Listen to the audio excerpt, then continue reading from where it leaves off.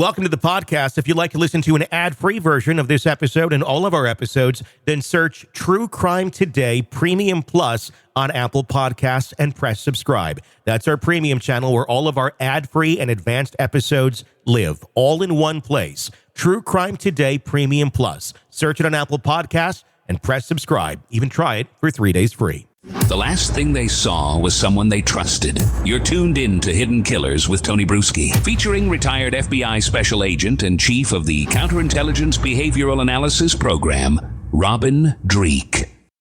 The trial of Richard Allen is set to start here very soon. He, of course, is the individual accused of being the murderer, the Delphi murderer, in a case that if you were to write it for a screenplay, Hollywood would say that's insane.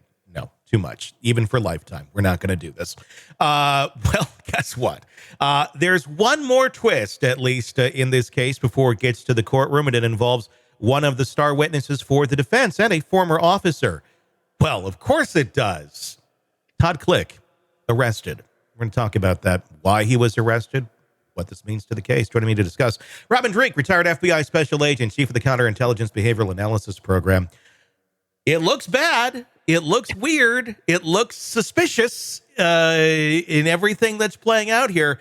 But let's put some perspective here. Who is Todd Click? He was an officer. He was the only officer who still was sticking around with the, I think there's Odinism involved here, theory. He's one of the originals to bring this up as an investigator and say, there's something to this. Now, we all know that Judge Gull said, we're not talking about Odinism during this. It could confuse the jury. We don't want to confuse them with silly facts.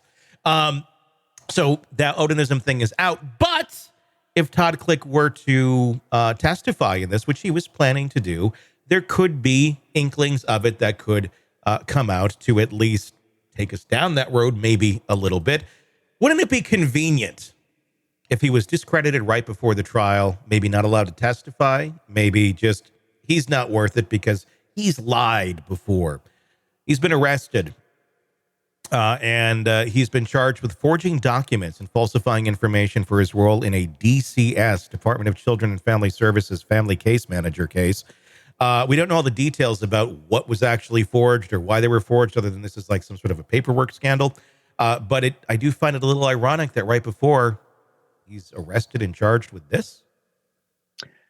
I am not a conspiracy guy. I am never thinking there's conspiracy, but this case keeps pressing my buttons on it. Are you kidding me?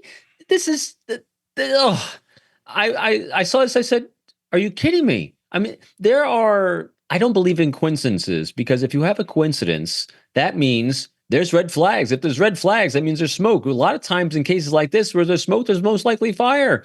And the fact that we have another instance of a coincidence of someone that could help defense be thrown out, it's beyond unbelievable. And also, the other thing that strikes me with this, just the charges here that they're saying, like you said, it's a, what'd you say? It's a paperwork charge? It's a paperwork charge as far as we, I mean, I'd love to know more about what was going on. We don't have that information, but essentially there was some dates falsified here or something was falsified. I mean, it could be something serious. I don't know, but it just kind of seems like, what can we get on Todd Click right now before this thing starts? That's what strikes me too, because now inside the FBI and inside every government organization, there are manuals. Like inside the FBI, there's the DIOG, it's called. It's the operations guideline that we have. It's like this thick. There are so many rules and regulations inside of every single government organization, bureaucracy, law enforcement. I had a way that I live my life, and it is never be the person they want to get, because there's enough rules and regulations. They can find something to get you on. Mm-hmm. Just don't be the person that makes them feel unsafe that they want to get you. Yeah. And then you just do your job and do the righteous work. This, to me, looked like one of those cases is they're going to find something. There's enough rules we'll figure out something he broke a rule on so we can get him. That's what it looked like to me. That was literally my first impression was, wow.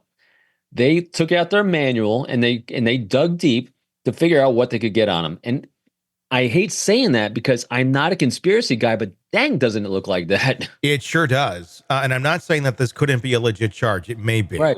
And it probably is a legit charge. And that's what I'm saying here.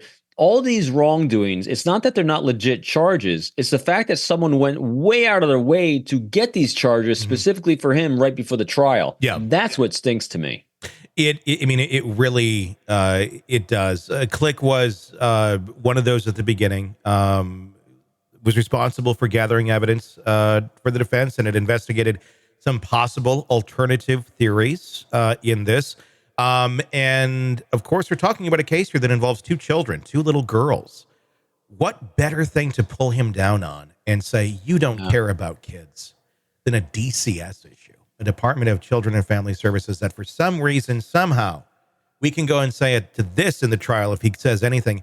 Oh, you cared about that just like you didn't care about this DCS case with these children? Why would you suddenly care about these kids over here? I can already see it. Like, that's kind of the angle that seems to be, taken if they're looking at this long term.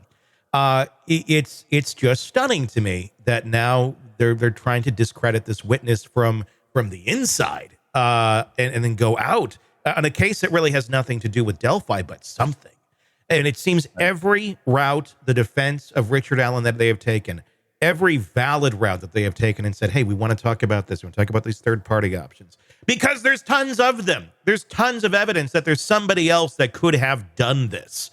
Where there's confessions, and they won't let that in. There's just so many things that goes like, nope, we're on this road, and this is what we're sticking to. And anything that contradicts that, if we have the legal power to stop you from saying that in court, we're going to do that, which doesn't lead to any sort of form of justice or attempt at finding the truth.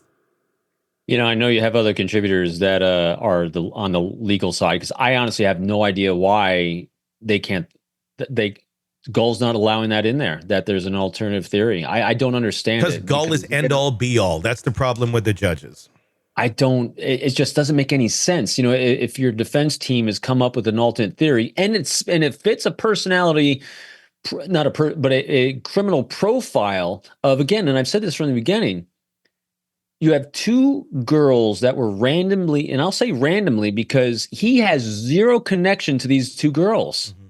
There's not a family connection. There's not any kind of familiar connection. There's no connection, and which will fit a profile if he can be classified as potentially a serial killer. Mm-hmm.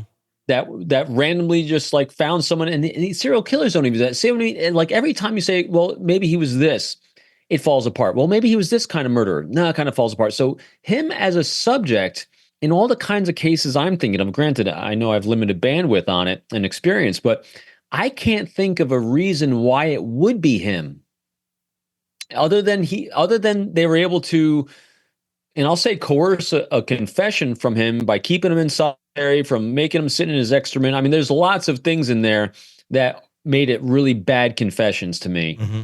And I just doesn't